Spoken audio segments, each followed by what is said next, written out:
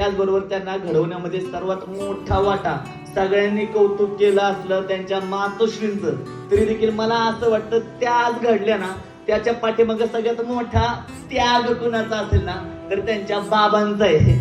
कारण की कावेरी माऊलींना इथं ठेवणं म्हणजे त्यांचं काळेजच इथं ठेवल्यासारखं आहे. त्या दिवशी शिवजयंती होती. म्हणले गुरुजी, जर आपण एखादं निश्चय केला तो तुटला तर पाप लागतं का? म्हणलं का हो कावेरी माऊली, काय झालं? अहो गुरुजी, मी आणि माझ्या वडिलांनी एक संकल्प केलता, प्रत्येक शिवजयंतीला आम्ही दोघं कोणत्या ना कोणत्या नवीन गडावर जाणार आणि ह्या शिवजयंतीला आपण कार्यक्रमाला जाणार आहे, मला काय जायला जमणार नाही. म्हणजे एवढं निरागसत्व आहे ना त्या लेखीमध्ये की मी सांगल तेवढं कमी.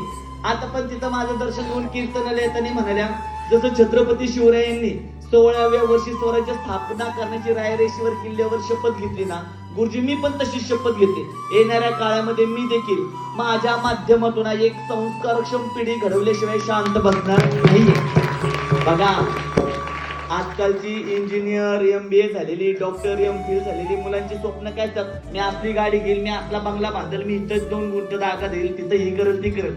सगळी स्वप्न स्वतःपुरती संकोचित असतात. पण या संस्थेमध्ये जी लेकरं घडतात ना, ती स्वतःपुरती नाही, स्वतःच्या गावापुरती नाही, अवघ्या राष्ट्राचं हित कसं होईल, अवघ्या महाराष्ट्रातील विद्यार्थ्यांना संस्कारक्षम कसं करता येईल आणि त्यासाठी मला काय केलं पाहिजे, अशी मोठी मोठी विशाल स्वप्न पाहतात ते.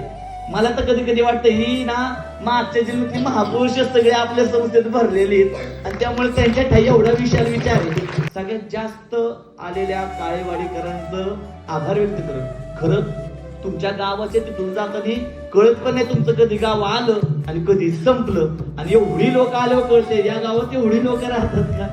आणि काय आज काही कावेरी माऊलींचं एवढं मोठं नाव नाहीये, पण त्यांच्याबद्दल देखील एवढा समाज इथं येतो. महाराज, हे सगळं पुण्य कुणाचं आहे? तुमच्या आई वडिलांचं आणि आजी आजोबांचं. त्यांनी माणुसकीचे बंध या सर्वांसोबत जोपासले, म्हणून ही सोन्यासारखी माणसं आज तुमच्या कौतुकासाठी उपस्थित राहिली. आपल्या काळेवाडीकर, त्यांचे नातलग मांजरीवरून पण मामा म्हणून आले ना, त्या सर्वांसाठी एकदा जोरदार टाळ्या वाजवा, जोरदार टाळ्या. दिवे पंचकृषीला आपले माजी आमदार सर्वांचे लाडके दादा जाधवरांच्या नावाने ओळखलं जायचं. त्यानंतर त्यांचा वसा पुढे चालवला ते म्हणजे हरिभक्तपरायण गीतांजलीताई झेंडे.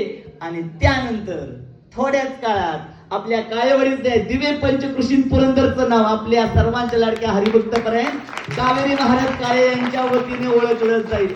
आणि त्यांच्या जन्मदिनानिमित्त मी याच शुभेच्छा देतो आणि माझ्या शब्द सुमनानिमित्त इथं संपन्न. आता मी विसरलोय आता मला.